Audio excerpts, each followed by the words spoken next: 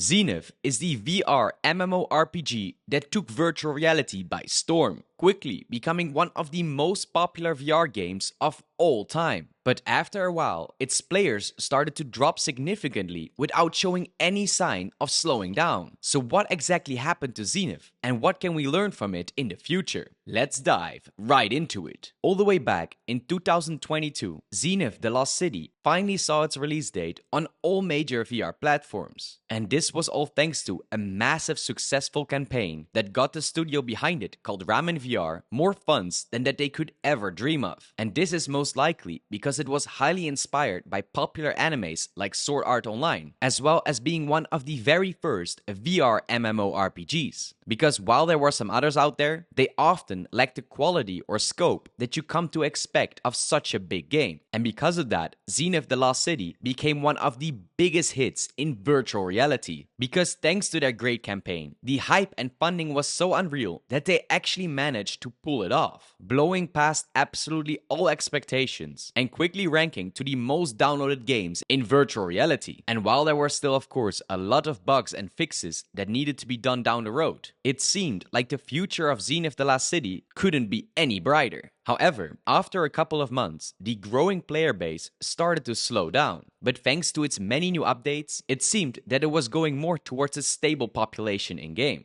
with still loads of users visiting towns and playing together in this open world. And that is why Zenith also added in some major features to keep players coming back. Because inside of it, it lets you create your own character and choose between different class systems depending on your personal game style. But its most attractive feature was, of course, that players could explore the entire open world by themselves or together with friends. But it is because it is inside virtual reality that it makes it so much more unique. From its crazy combat to its very detailed cooking system, these kind of features all bring so much more immersion compared to flat screen games. But to prevent a further decline in players, Zenith released some huge DLC called the Celestial Throne Update, adding in a huge new chunk of the game, which quite literally has a castle in the sky that you have to explore, which of course is a huge reference to the Sword Art Online castle called Aincrad. And while players received this massive update with open arms, it all started to go down from here. Because once those players had finished their DLC or main campaign mode, most gamers felt like the world didn't have enough left over to actually keep them playing. And that is when the first decline of players started to kick in. Of course, Ramen VR directly started to work on a solution to prevent this at all costs. To do this, they listened to their community and added in features like a PvP mode so you could battle against your friends online, as well as introducing a new class called the Cyber Ninja and unlocking player housing so that you could customize your own home and chill out with friends. But not long after, it seemed that this was not enough when Ramen VR themselves announced that they are running at a huge loss. And the reason why is very clear, because this game is a VR MMORPG that, unlike any other MMOs, is a one-time purchase only. That means that once you've bought the game, you have access to all of its features. And while this sounds highly logical for any game, it is MMOs specifically that normally don't do this. Think about big games like World of Warcraft that normally charge a monthly fee to keep their servers up and running. And that is exactly where Zenith is taking the big hit. Because while they had a great initial investment, once their new amount of downloaded games started to drop down, so did their profits, making it near impossible with this kind of setup to keep it up and running. And of course, it is amazing for the consumer that only has to pay a price once. On the long term, this is completely unsustainable for any MMORPG.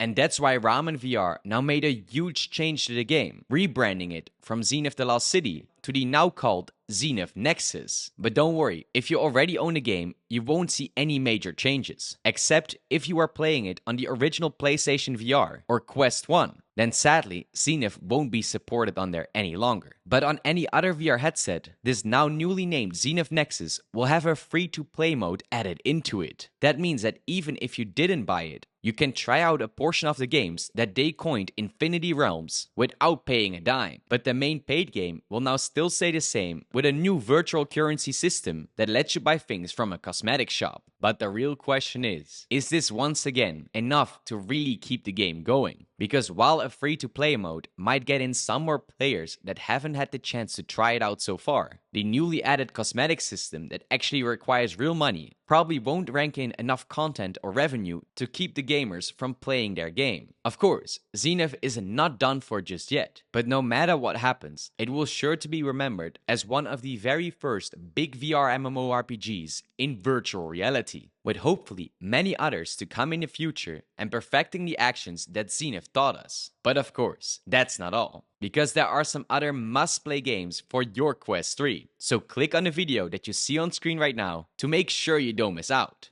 And of course, stay awesome.